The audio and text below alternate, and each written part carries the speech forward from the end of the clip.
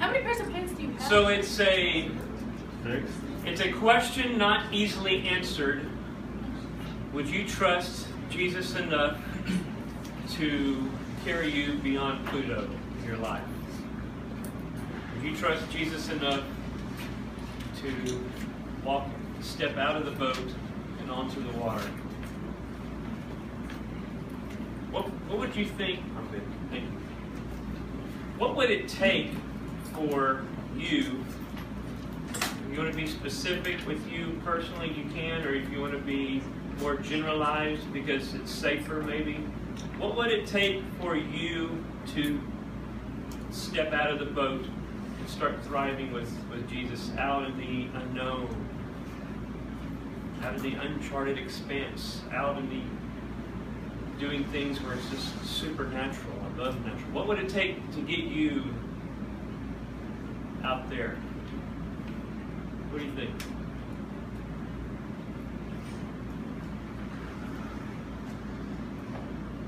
It's a tough question to answer. Either that or you'll have no idea what I'm talking about. Well, today we're going to look at the fact that our God is bigger. When God teaches us to think on Him rather than the raging storm, and then He calms our hearts. Oh yeah, I get to do something fun. Wes, come up.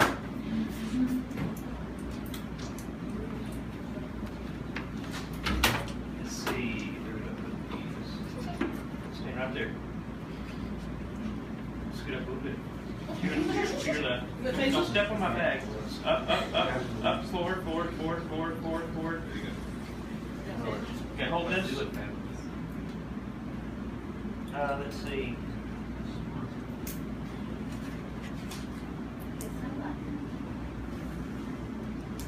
Yeah. Go ahead and put this on.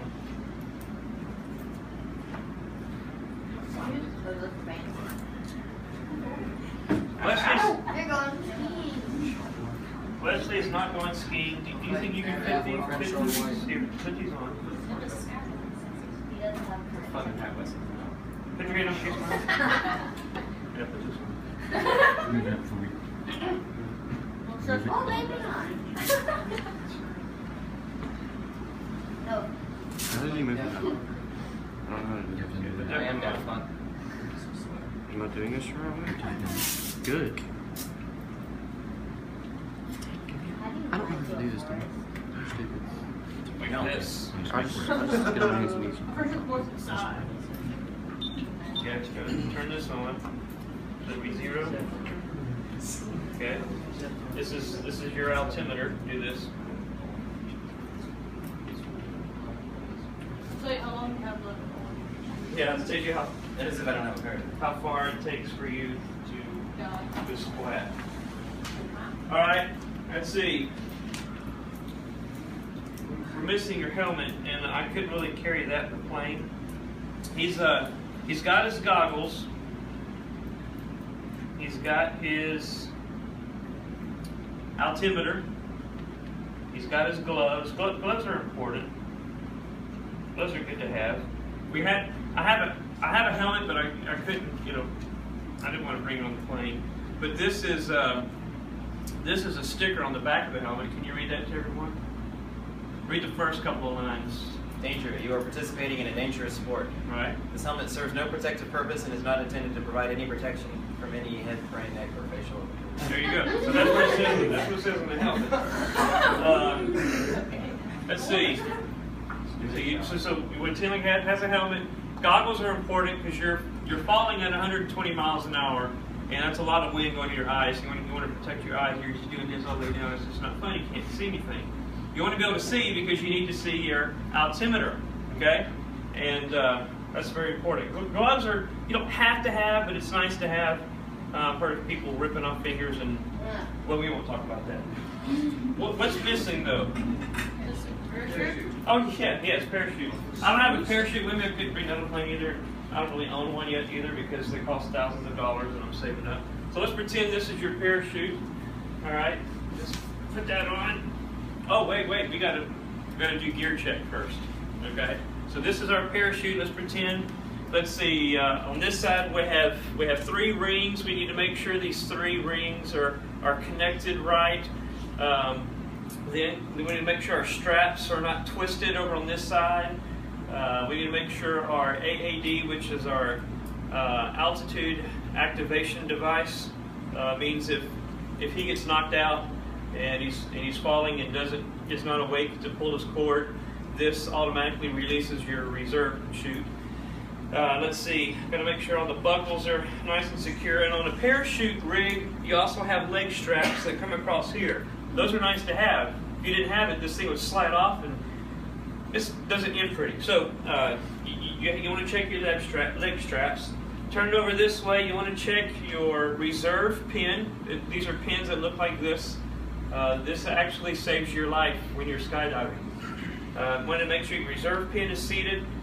Tuck it back under. This is for your reserve. Your main chute is right here. You want to flip the flapper up. Don't say that 5 times real fast. And then you want to check to make sure your pin is seated. And then underneath at the bottom there's a pocket right here, and inside the pocket is your pilot chute. And sticking out here is called a hacky, or a pull cord.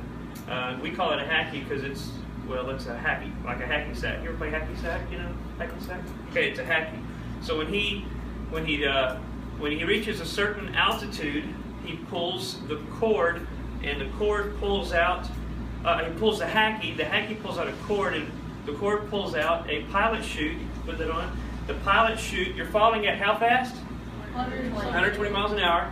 Your pilot chute fills up with air, and the air pulls it up, and it pulls a string that pulls this out. This, which is right here, slips out. Everything opens up. The whole chute comes out, and it opens up, and everything is fine. If everything is not fine, then right here, grab this right here. If he has a malfunction, the main parachute doesn't open right, and he needs to get rid of the messed up parachute, the messed up main chute. So there's a pull cord here. He pulls it real hard down, and these 3 rings release, and it cuts away from the main chute. Now you need another chute, right? So on this side, he pulls this thing down, and it pops open this reserve chute. This reserve chute is spring-loaded, so it pops open real fast, and then he holds his hands up here, and he grabs the toggles, unbrakes them, and he steers to a safe landing time, okay? So we've gone through and we checked all the gear. You got your helmet on, you got your goggles, you got your gloves, you got your altimeter, everything is set, so we're getting in the plane. All right, we get into the plane. You know what we do next? Gear checks. It's called the Big 3. Okay, you check your 3 rings here, make sure they're still good. You check your 3 handles. This handle back here, this is your hacky, your pull cord, saves your life. Your cutaway handle, make sure it's in good condition, good space. It is seated well. Your reserve handle, make sure that is good. And then make sure your pins are in. Somebody else would check that. Yeah, you're good. And then make sure you have your 3 accessories. For your 3 accessories. Your main accessories. Altimeter, helmet, goggles. Okay, yeah. Gloves are optional, but you look good in them. All right. All right. So now we're in the plane. We did our gear check. We're up about 12,000 feet, 8,000, 10,000 feet. Guess what we do next? Gear check. Okay. Make sure everything is set. Your accessories are good. Your pins didn't come apart. You know why you always check your pin? Because what if you're moving around and you kind of bump something and it pulls the pin? Then if you jump out, then your parachute opens too fast, and you just want to be real safe about these things. So we always do gear checks. Everything is set. Altitude is registering correctly. All right. So we're at 14,000 feet, and all of a sudden the plane levels off, and then your heart starts beating. You're either smiling or you're not smiling. He's smiling. He's ready to go. All right. The door opens. We look. We stand on the edge. we can see 14,000 feet to the ground. There's a red light on. Red light means don't jump yet. Okay, the pilot knows right where to go because he drops us off relative to the wind that would carry us back towards the drop zone. Okay, we can spot the drop zone. Good, we're ready to go. Red light turns green. That means we're ready to dive. Okay. Now, before we jump out of the airplane, Wes, we need to go over a couple of drills. Okay, because these drills are very important. You free fall for 1 whole minute in skydiving from 14,000 feet. 14,000 is the kind of good number that skydivers jump from. You free fall from 14,000 feet. When you jump out of the airplane, you want to arch. Okay? Now, I don't want your arch to be like this or like this. That's not an arch. Your arch needs to be just like this. Okay? Your hands out, your belly sticking way out that way. Nice pecs, dude. Okay? You want to have a good arch like this. Why is it important to have a really good arch like this? What if I went like this? You know what happened if I jump out of a plane and I de-arched? I'd fall on my back and falling back down, which is not a bad thing. But you don't want to open a chute with your back towards the ground. Can you end up as a burrito like that? And then you die. We don't want to die today, Wes. Okay. So why is it important to arch this way? Well, yeah. But what happens is the part of your body that is closest to the ground, well, when you arch this way, the wind goes up that way and it balances you. Okay? So you want to arch. It's important to arch. You want to see a good arch. Keep your hands up like this. All right. So we're practicing. We jump out of a plane like this. We arch. We want to look at our altimeter. So look at your altimeter. You actually looked at the altimeter the correct way. A lot of people look at, and when they're practicing, they look at their altimeter this way. What would happen if they look at their altimeter this way? They'll do this. Like that. Because every muscle movement when you're in free fall, there's an effect to it. If I did this, I'll start turning this way. If I did this, I'll start turning this way. Did it too much, I'll flip over and all that kind of stuff, which is really fun if you know what you're doing. But you want to arch, okay? So we're going to arch, and then I want you to practice with me. You're going to learn how to do this. We're going to arch, and then we're going to do a 360. So we're going to put our arm down like this, and we're going to turn this way. Okay? All the way around. Then you put your right foot in. Then you put your right foot in. I'm just kidding. Okay? Then we turn around this way, do another 360. And guess what we should do next, Wes? What should we do next? Check our altimeter. Why is it important to check your altimeter, class? So you know when to pull your shot. Because typically you want to pull your cord at around 5,000 feet. Some people do it less. I pull it around 4,000, 4,500. All right, you pull around 5,000. How do you pull your cord? It's very carefully. You don't do it like this. If you do it like this, what would happen? You go like that. You don't want to pull the cord like that. You want to balance it off. So as I reach down with this hand to pull my cord, I reach up with this side to balance it. And then when I pull the cord, I don't go like that. I want to take it and I throw it with my thumb pointed down. Practice. Okay? You reach down here and you take it and you throw it with your thumb pointed down. All right? And then I arch again, and then it comes up, pops open. I grab the toggles and I steer all the way down and do some corkscrews and fun stuff like that. Okay? So here we are, 14,000 feet. We see the drop zone. Red light turns green. We're ready to jump. You ready? All right. So how you jump, how people jump, especially if you're jumping in a group, one person does the count. But here's the thing. You can't count out loud. You know why? Because you can't hear. Has anyone ever seen the Keanu Reeves and Pat Swayze movie Point Break? All right. Do they have a conversation? They have a conversation in midair. It's the stupidest thing because you can't hear a thing when you're skydiving. Imagine going outside, there's a hurricane, 120-mile-an-hour wind. Can you imagine what that would sound like? You can't hear anything except for the wind. All you can do is give hand signals, okay? So you can count like this. like that. So this is 1, 2, out. So that's how we do it. Now what I want you to do is, I want you to go out and just skydive just like this. Now if we were doing tandem, you wouldn't be wearing the parachute, I would be wearing the parachute, and we'd be connected like this. Okay? And then and then you would jump out, hang on to your straps, but you're a pro now, okay? So we're gonna go 1, 2, 3. Actually, we're gonna do it with our hands, okay? So 1, 2, 3, and we're out. Here we go. Arch. You're arching like this. Oh, this is so fun. Look what I'm doing, guys. I'm skydiving. This is great. Check my altimeter. All right, let's do a 360, Wes. Let's go around this way, 360. Woo! All right, check my altimeter. Oh, we're probably at about 10,000 feet now. Let's do another 360. Woo! That's great. Let's do a backflip.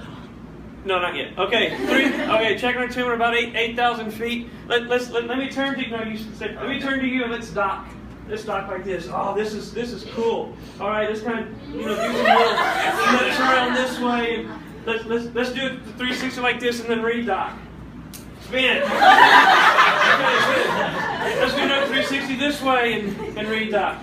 Okay, we've got to check our altimeter. Oh, we're at 5,000 feet. Let's turn away from each other and then let's track. Turn away from me and then put your hands in. All right. What we do is when you're jumping with multiple people, if we're this close together and we both pull our chutes at the same time, what could happen? They could tangle up. We don't want to do that. Not today. All right. So we want to get away from each other, and then anytime you pull a chute, you have to wave first. So you arch, you wave. This shows everybody I'm about to pull my parachute. Get out of my way. So I'm arching. Big wave, balance off, pull it out, thumb down, arch again, and then I'm about 4,000 feet now, and then grab the toggles, then I'm steering all the way down. Cool. Did he do good or what, y'all? Yeah. No, he did not die. He landed. He landed. He did great. All right, but All 300, right? You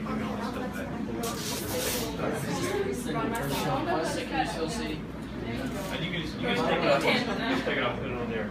Now, it's very important when you're skydiving to check your gear. Actually, skydiving, people say, well, that is such a dangerous sport. It looks dangerous because you're falling towards the ground at 120 miles an hour.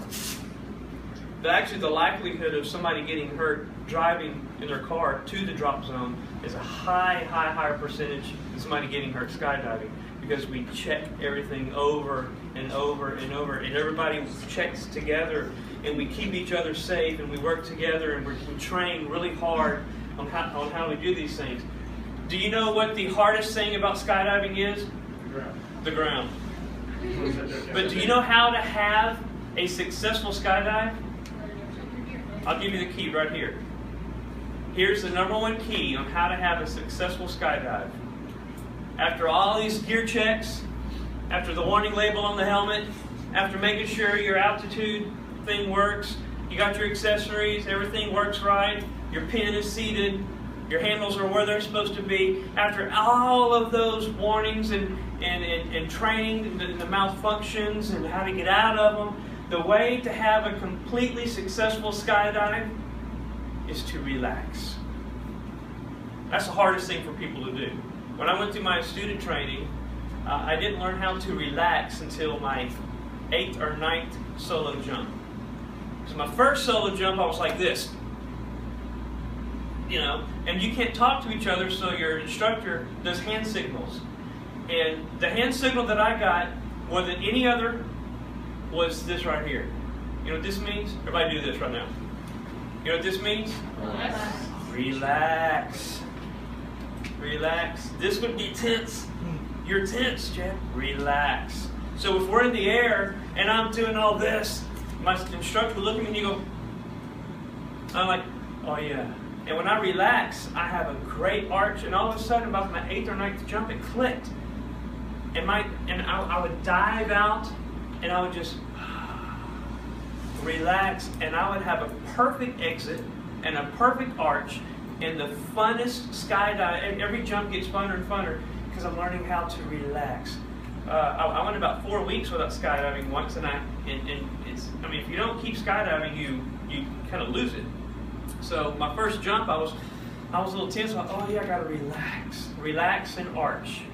Very, very important in a successful skydive is to relax and arch. Okay, everybody stand up. Show me your hands up like this. Freeze. Show your hands up like this. Everybody relax. Take a deep breath. Show me relax and show me good arch. Okay, now everybody turn around. No, everybody except for Dean. Everybody look at Katie because she didn't get up and do her arch. Huh? Oh, well, you need to do your arch, your relax and arch. No, stand. You got to stand up and show me your relax and arch. Everybody look at her. Let's go. Relax and arch, Katie. Okay, everybody turn back around this way. Now you can have a seat. So now you know how to skydive. Simple as that. It's all about relaxing and arching. If you're not relaxed, you're tense. If you are relaxed, you have a successful skydive. And here's the thing. When I first started, and I'm still new at the sport, but when I first started skydiving, I had to really capture some thoughts that I had. My mind was flooded with a bunch of what ifs. Can you imagine? What do you think the number one what if thought I had? Yeah, well, it wasn't just that, it was more specific. What if I have a line twist? Well, I know how to get out of it, but what if my parachute rips? What if I have a line break? What if I have a line over? What if I have a bag lock? What if I have a shoot and tow? What if I have this? What if my reserve messes up? And what if I forget to pull? What if? A lot of what ifs. You know what what ifs do to you? They make your life miserable. Raise your hand if you ever had what if questions in life. Give me an example. Who wants to give me an example of a what if question that you've had? Any kind. Yes. What if I fail? What if you fail? About anything, not just tests. Some people are afraid of failure. They don't like to fail. I personally have gotten quite used to failing. What's another what if question you've had? Somebody else? What if I do something and people dislike me? Oh yeah. What if I do something stupid and people? What if I try and do something funny and it comes across as so stupid and people just kind of? Okay, we don't want to hang around that guy anymore. Yeah. What's another one? What if I'm not good enough? What if I'm not good enough? What if everyone's taller than me? What if everyone's taller than me? Is that what if Almost Morgan? like basketball. That's the story of our lives, isn't it, Morgan? I hate that question. Morgan. Yeah. Those what if questions can really ruin you. You can't thrive on what if questions. A lot of times you can barely survive on what if questions. You know what? Nowhere in the Bible does it tell me that I need to dwell on what if questions. In fact, I'll go so far as to say it can even be sinful for me to dwell on what if questions. Now, some what if questions are good. You need to have what if questions. If you're changing a flat tire, okay, what if I tighten this too hard? It could break. Okay, I don't know when to tighten. You know, those are appropriate. I'm not talking about those. I'm talking about anxiety what if questions. What if questions that lead to anxiety? Before Christina ever got cancer, I was a person who was riddled with anxiety and depression. I battled anxiety big time. People are different. My case was, and by the way, the number one, not all the time, but most of the time, the number one reason, the number one root cause of anxiety is anger turned inward or bitterness. Bitterness can produce anxiety. Not all the time, but most of the time that's what happens. And sometimes we go through things that it's just so easy to become so angry and so bitter. My anxiety got so bad. Anybody ever have anxiety attacks? I have. Yeah, I know I'm not the only one. It's pretty common. My anxiety attacks got really bad. And for me, the cycle was I would start feeling anxious and they would build and I would have these, anxiety attack is kind of like something really bad is happening or it's going to happen. I don't know what it is, but I feel like I'm walking on thin ice and I'm going to fall through.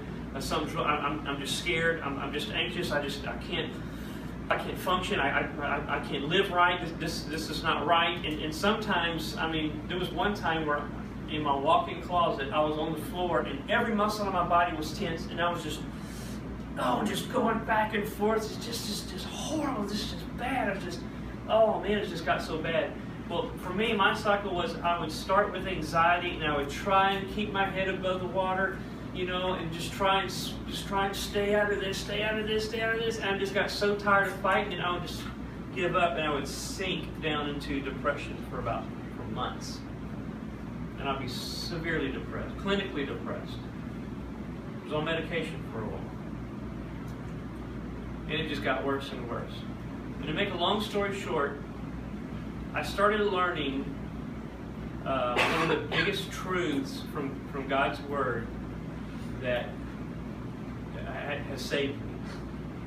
I can tell you now that I don't battle anxiety and depression anymore. And I'm not trying to say that to brag. I'm trying to prove to you that there is something I'm about to tell you from God's Word that can eliminate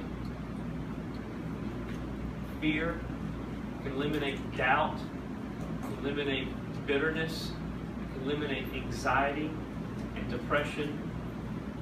And it's all about, instead of those things, this truth from God's Word that we're going to look at this morning helps you relax. Helps you come to the point where everything is going to be okay. And then when you begin to relax and arch, so to speak, everything is going to be okay, all of a sudden you start thinking, everything is okay. I can start living a little bit higher. I can start jumping out of planes a little bit higher. I can do things a lot more than I thought I could. And it's like you can hear Jesus saying, keep walking. Don't worry about the storm. Don't worry about the waves. You know what? Another thing I learned with Peter walking on the water, sometimes God calms the storm. Sometimes He just wants to calm your heart in the midst of the storm. Let me show you how He does that. Look to Philippians chapter 4. Philippians chapter 4. Galatians, Ephesians, Philippians, Colossians. Very good.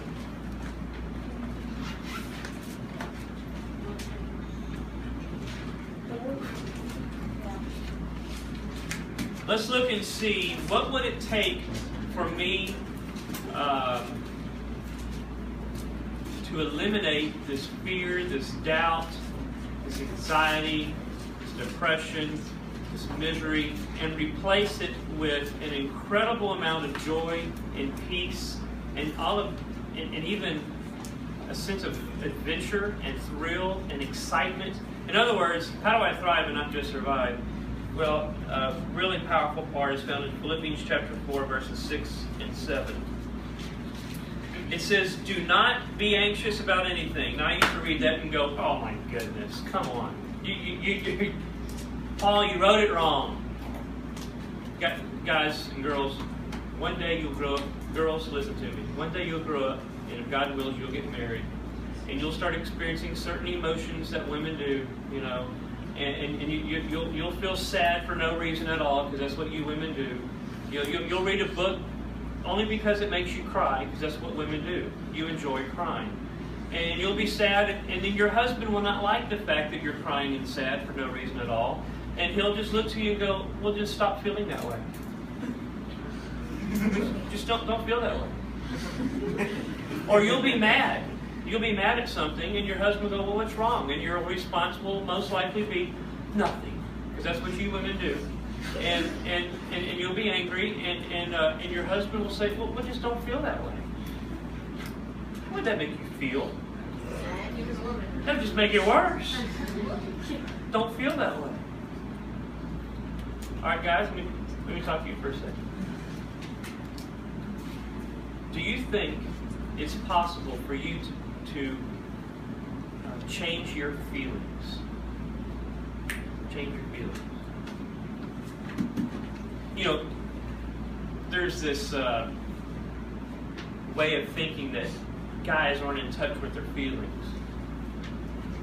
Actually, we are. We just don't know what to do with them.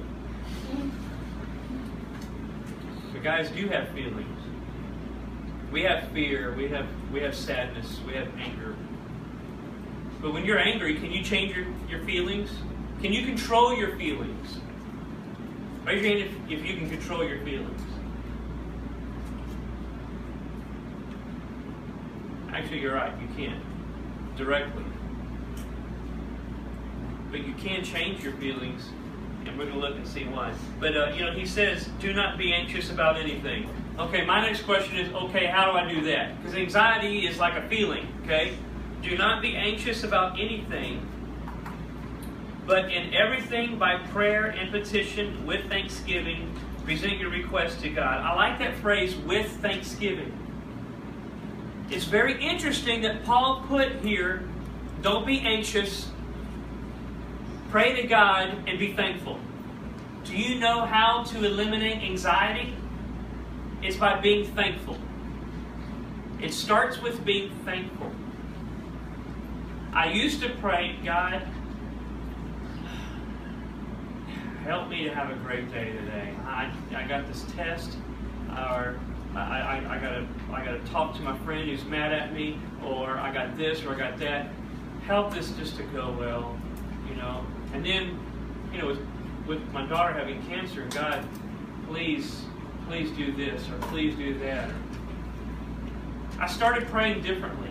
My prayers, because I learned this, started, instead of begging God for things, I started thanking God for things. God, thank you that whatever happens today, you're here and you're bigger than whatever difficulties come my way. Thank you that I'm going to do well at this test today. Or thank you that if I fail this test, I'm going to be okay. Maybe you can provide a way for me to make it up. Or thank you that we're going to have a safe trip on the way back to Birmingham. Being thankful for what God... Here's the thing. Does God love you? Is God all-powerful? Does God make promises to you? Has He ever broken a promise anywhere in all of history? So either He's God or He's not. What do you really believe? Do not be anxious about anything, but in everything, by prayer and petition, with thanksgiving, present your request unto God. Then he says in verse 7, and the peace of God, which transcends all understanding, will do what? Will what? Will guard your hearts and your minds. How? In Christ Jesus. Okay, so he says this peace of God, and how does he describe this peace? What does he say about this peace? It surpasses. It's far above our understanding. This actually happened a handful of times now. I'm sitting, having lunch with somebody, and he's at the opposite end of the table, and he says, Chad, I know, I see what you're going through with your losing your daughter to cancer. And he honestly, he said this. He said, but you have a peace about you. I want that. How do I have that? Man, what an incredible opportunity. Well, it starts with Jesus. Believing in Him, what He did on the cross. And then I told him about what I'm about to tell you. this peace that is not natural. It's supernatural. It's not something we can muster up ourselves. It is not human, this kind of peace, okay, that we're able to have. What you're seeing now is a dad who lost his daughter 6 months ago to cancer. And I'm able to talk about it because of God's peace. Do I still get sad and cry? I soak my pillow sometimes at night. Yes. I hurt. I hurt massively. But I always hurt with peace. In fact, I hurt every minute of the day. But I experience His supernatural peace every minute of the day. And here's how. It's always available to us. But sometimes we don't have it because we don't let it guard our hearts and minds. It says the peace of God will guard your heart and mind. That word guard, I want you to picture it like this. Okay, we're setting up camp in the middle of our North Korea. And they're very upset because of the movie. You know what I'm talking about, that watch the news. We're setting up camp in the middle of North Korea and they're coming to get us. Okay? Those crazy Americans. We're going to get them. All of a sudden, North Koreans sound like Mexicans. But anyway, they're going to come get us, okay? But all of a sudden, we get these huge, these great giant soldiers, and they stand guard all around us. And nothing, they are so strong and so powerful. Nothing can penetrate the soldiers. Nothing can get through them. Nothing can get by them. They are guarding our camp. Now, if they weren't there, we could be attacked, we could be slain, we could be shot, we could be killed, we could be tortured, we could be beat up. But because the soldiers are there, they are guarding us and nothing can touch us. We may experience some nervousness. Well, wow, they're all around us. But we're okay. Because we're being guarded. That's the picture that Paul is writing here. Our hearts and our minds are being guarded by God's peace. God's peace is around your heart and your mind. And when a fear comes, pow, it's deflected. When anxiety comes, pow, it's deflected. When something bad comes and happens in your life, it's there and it happens, but God's peace has surrounded you and it is guarding you, and you're going, I'm okay. This hurts, but I'm okay. I experience pain, but I'm okay. And I will heal from this. God's peace is like an impenetrable shield that will not ever let anything destroy you. So I hope the question next is, okay, I don't have that peace right now. I believe in Jesus. I want that peace. How do I have that peace? Well, Paul says it next.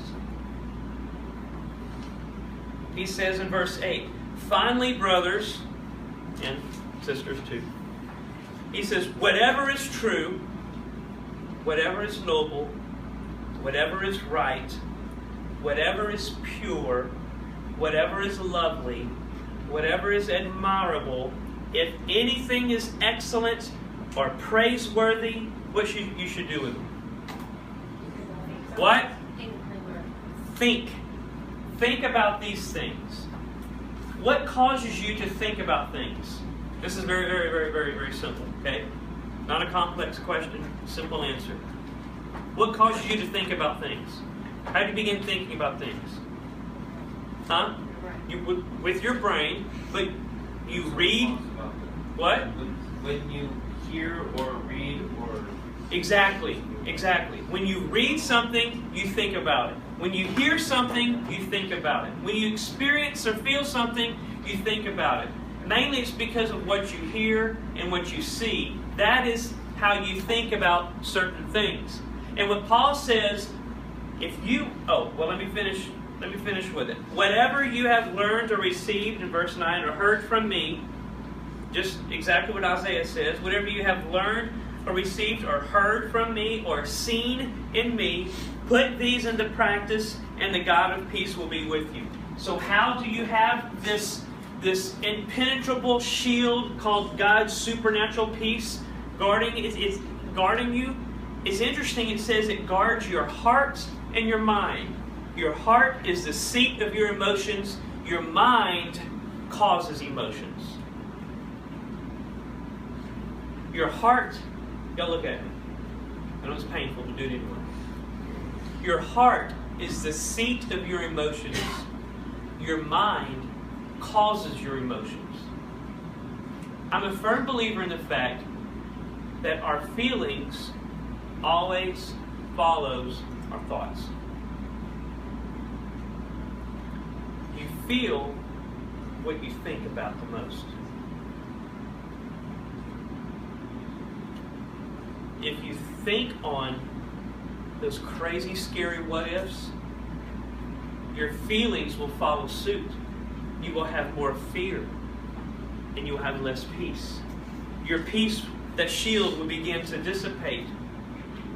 It's like Peter starting to look at the waves, and Jesus saying, hey.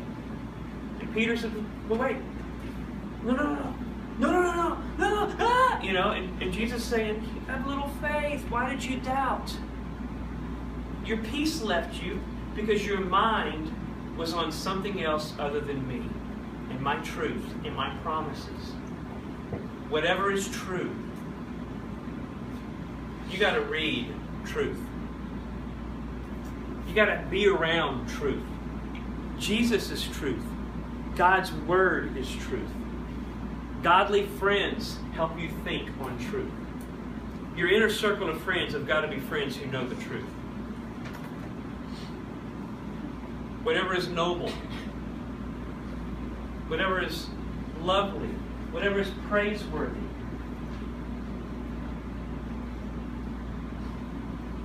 I've come to the point where there's some movies that I know would be cool to watch, but I just can't see.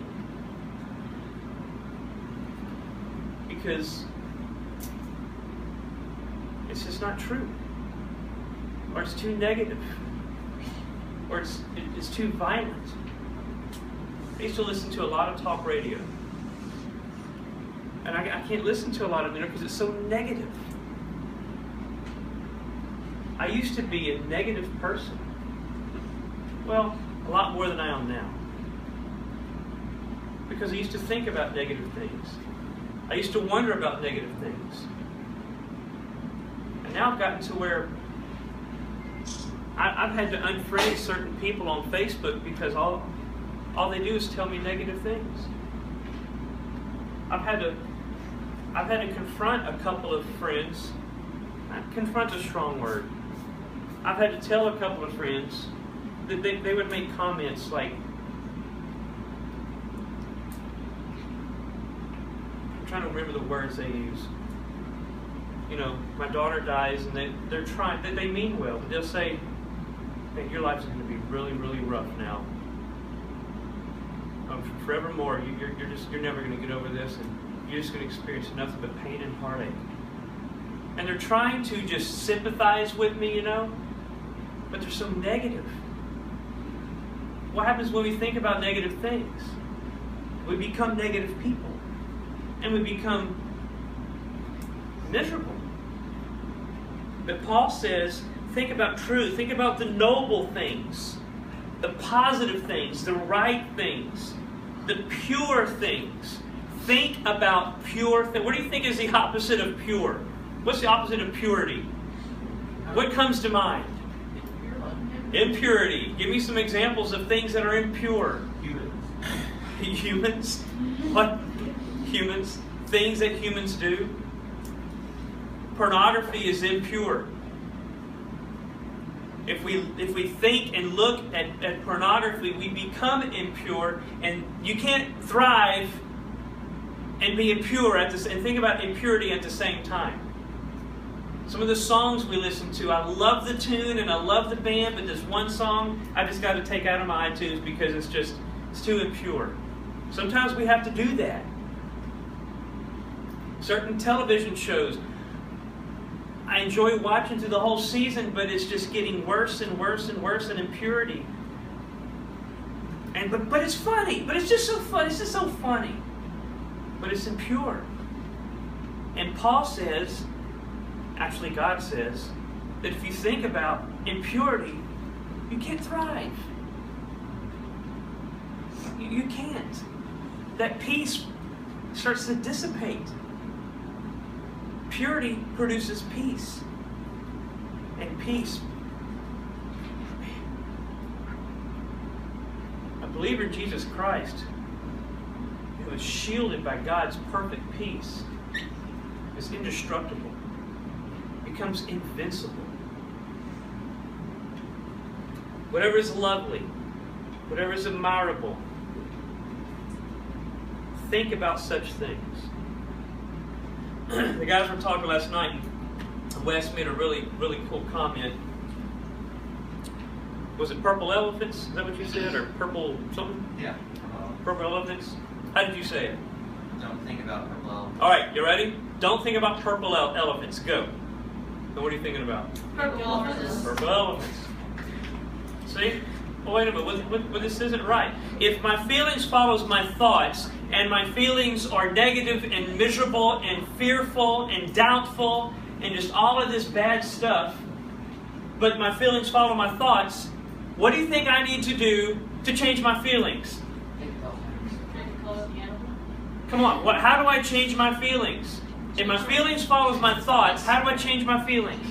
I need to change my thoughts. Think about giraffes. Go. What are you thinking about? Anybody thought about purple elephants? Tell me you didn't think about purple giraffes. That's just really weird. Listen, here's the key. You ready for this? This is so important. You don't stop thinking about something because you can't do that. And nowhere in the Bible does it say to stop thinking about something, and nowhere in the Bible does it say to stop feeling something. It says don't be anxious, but then he says here's how you do that. It does say in the Bible right here to replace the thoughts. Modern psychologists call this cognitive therapy. The Bible, a long time ago, wrote it down. They call it replacing thoughts. Think about something different. Paul says, stop thinking about things that make you anxious. Think about these things instead, because your feelings follows your thoughts. And if you think about God's truth, you're thinking about things that are righteous, things that are pure, things that are holy, things that are good, things that are positive, things that are worthy to think about, then your feelings will follow suit. And even if you may hurt, your mind and your heart is guarded with God's supernatural peace, and nothing bad can penetrate it and get through to you. And people start turning their heads and going, how do you do that? I want that. Can I have that? And you go, yeah, you can. A radio DJ at a secular station in Houston said to me the other day, I admire people like you who have this faith.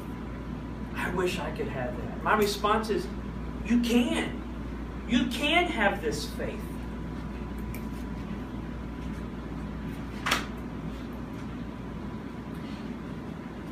I wrote down talking about the what-if questions. I wrote this down some time ago. I hope it makes sense. If it doesn't make sense, just forget it, okay? Or just pretend that it does and make me feel better about myself. Okay, listen very carefully. Because I'm not that great of a thinker, and sometimes it just doesn't come out right, okay? But maybe one of you can go, I think I could say it better this way. That would be great if you could. The intensity of the what-if questions are in direct proportion to the intensity of the struggle itself. However, the intensity of the struggle cannot surpass the amazing grace of God. In fact, God's grace is so sufficient, it actually is able to eliminate the what-if questions completely. Does that make sense? If my struggle is this strong, then I'm capable to have equally strong what-if questions. But if I start thinking about God's grace and His peace and His truth, the truth is His grace will always cover whatever my struggle is. It's always enough. His grace is always, always enough. There is no struggle so intense that can overcome God's grace. There is no pain so intense that conquers God's peace. You know, before Paul wrote Philippians, he had a struggle. He had a struggle in 2 Corinthians chapter 12. You'll flip over there to the left a little bit. 2 Corinthians, if you can't find it, it's very easy. It comes right after 1 Corinthians. So 2 Corinthians chapter 12.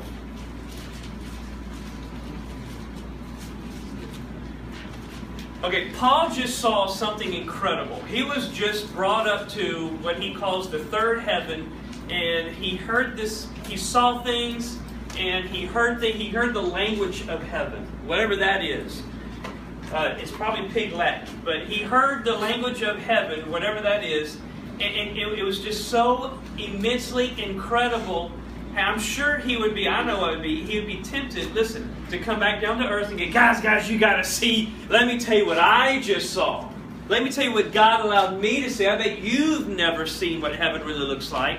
I bet you've never really heard what language God and angels speak. I heard it myself. Let me tell you about it. I think he was starting to feel a little bit, what would you say?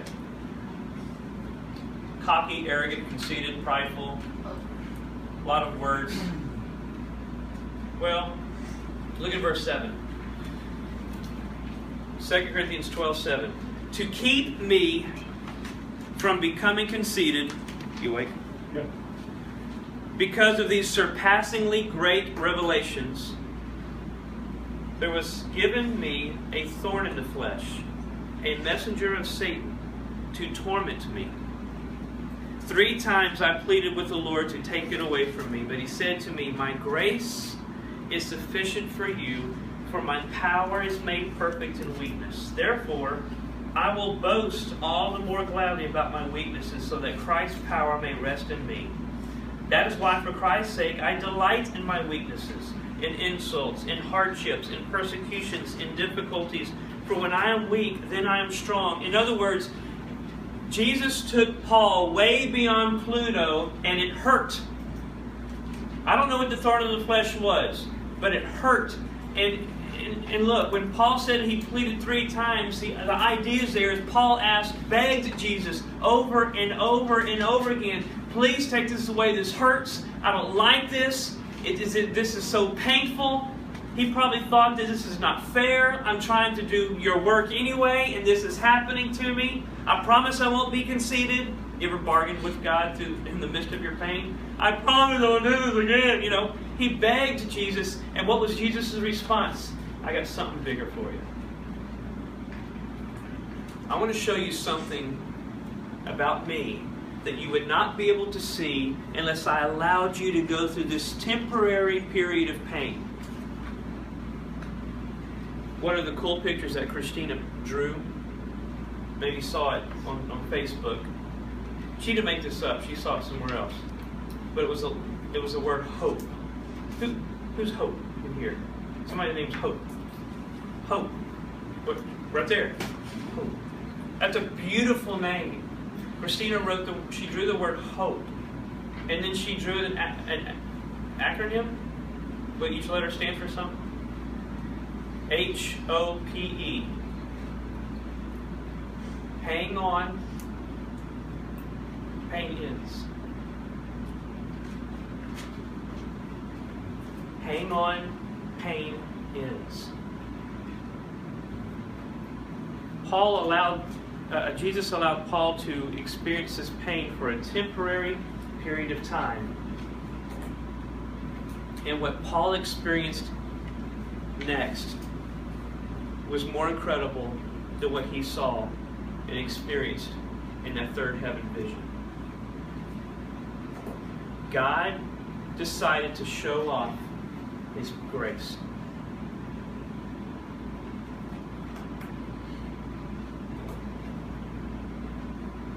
You know, I used to misunderstand that verse, my grace is sufficient for you. I used to think my grace is sufficient for you was just enough to get by. Like we were out in the Gulf, 70 miles out, and there's a huge storm, and we're trying to swim, we're trying to stay above the water, and we keep sinking, and we just need just enough oxygen for another breath. When we come up out of the water, we grab a breath of oxygen, breath of air, and we sink back down again, and we're about to feel like we're about to die, and we're just like surviving, And I used to think this is, my grace is sufficient for you. But then I realized, well, wait a minute, what kind of grace is that? Sufficient for that? But then when I studied, I understood the truth. Jesus is not saying to you, like He did to Paul, He's not saying my grace is sufficient for you to just barely get by. He's not saying my grace is sufficient for you to thrive. He's saying my grace is sufficient for you to live life to the fullest, even in the midst of your pain. He's saying, yes, I am that big. I am that good. Do you know what Paul did after he realized Jesus said, my grace is sufficient for you? Paul says, I embrace my fears and my weaknesses. Because whenever I experience brokenness, listen, whenever I experience brokenness and I admit my weaknesses, then I realize how great and powerful God is. Because if I'm weak, I can't do this. I can't walk on water apart from you, Jesus. I've got to have you and to focus on you and to keep my eyes on you. I'm too weak. I am not good enough. And when I embrace those weaknesses and those insults and those persecutions that Paul said, when I embrace my pain, then I begin to experience your greatness and your power and your grace. And all of a sudden I'm walking on water. All of a sudden I'm thriving. And this is kind of weird and kind of awkward, and that's not natural, and a little bit frightening and scary, but wow, I'm doing this. This is working. This is happening. And people start going, how do you do that? Well, I don't know. It's Jesus, it's not me. That's what I want to do. Well, come on, get out of the boat. Come walk with me too. And all of a sudden, you're helping somebody else walk on the water. And they start to sink. No. No, don't worry about the waves. Just keep focusing on Christ, His promises, His truth. Keep thinking about that, and that peace will guard you. And then you start walking, and somebody else, well, how are y'all doing that? I don't know. It's not me. It's Jesus. You want to come? Yeah, because my life sucks right now. Well, come on, get out of the boat. Quit surviving. Let's thrive. Let's walk in it. Well, this is kind of scary, so you're telling me, but just keep looking at Him like I am. This is working, and Jesus is going, you're doing great. Just keep going. But Jesus, what if I slip? My grace is sufficient for you. But what if I disappoint you? My grace is sufficient for you. What if I turn my back on you? My grace is sufficient for you. I love you too much. I'm that big. I'm bigger. Bigger than you. Bigger than the water you walk upon. Bigger than the strength you thought you had. Bigger than your weakness. Bigger than your fears.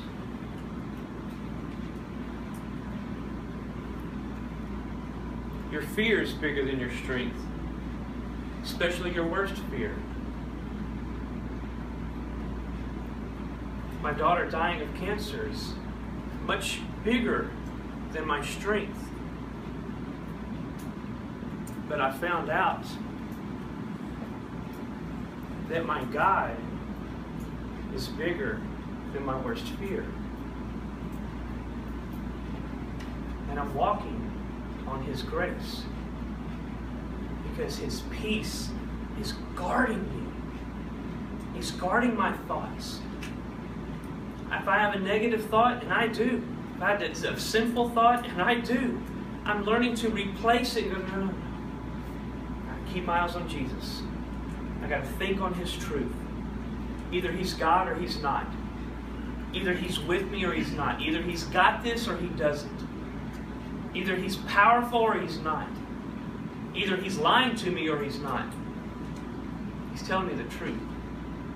Think on me and my promises. He's bigger. He's also bigger than your fears.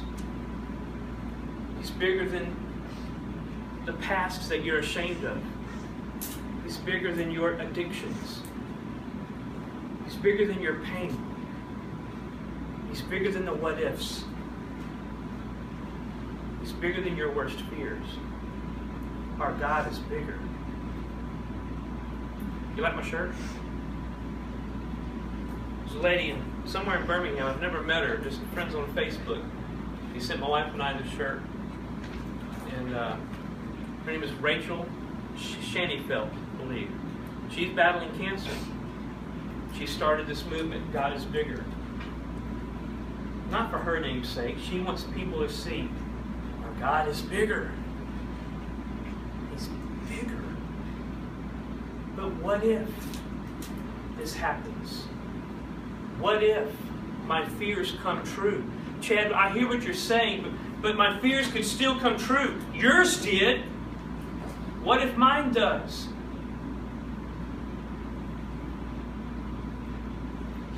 God, you need to relax. Relax and arch. And you start thriving. Relax. Because God's here. God has never given you permission to worry about tomorrow. He hasn't given you permission to fret and worry about what may or may not happen in the future. He's given you a commandment to relax in Him today. And He's given you the truth that His grace will be there tomorrow. Relax. So the next time you decide to jump out of a perfectly good airplane into a raging storm, just relax and arch. Because He is God, He is good, and He is here. And I want to give you something that Rachel gave me that I can remind you of this. I don't know if you guys are into these little bracelets, but I don't. If you don't want to wear them, you don't have to wear them. Not everybody's is into these things. But these are little bracelets. I wear one, and it just reminds me God is bigger. It's just a good reminder. And sometimes I have people that see that and go, hey, what's that bracelet mean? And God is bigger than my worst fear. I'm not afraid anymore. You might want one? As I give this to you, I want you to think about, hey, listen. As I give this to you, I want you to think about what your fears are. Think about what you're afraid of. What makes you bitter? What makes you angry? What makes you doubt? What is keeping you from thriving and not just surviving? And I want you to replace those thoughts with the truth. That God's bigger. You hear me? He's bigger.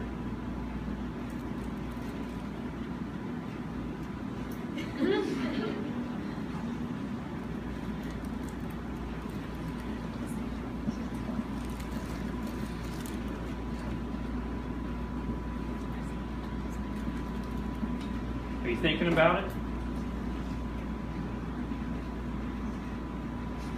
Maybe you can't think of a certain fear you have. Good. That's fine. Just keep thinking that God is bigger.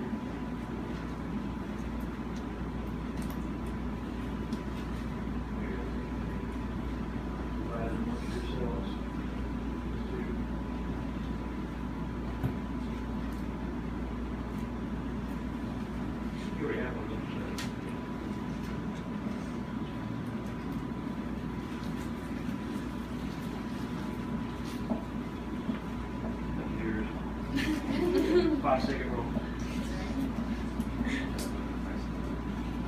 Got it? 4, 1, 2, 3, 4.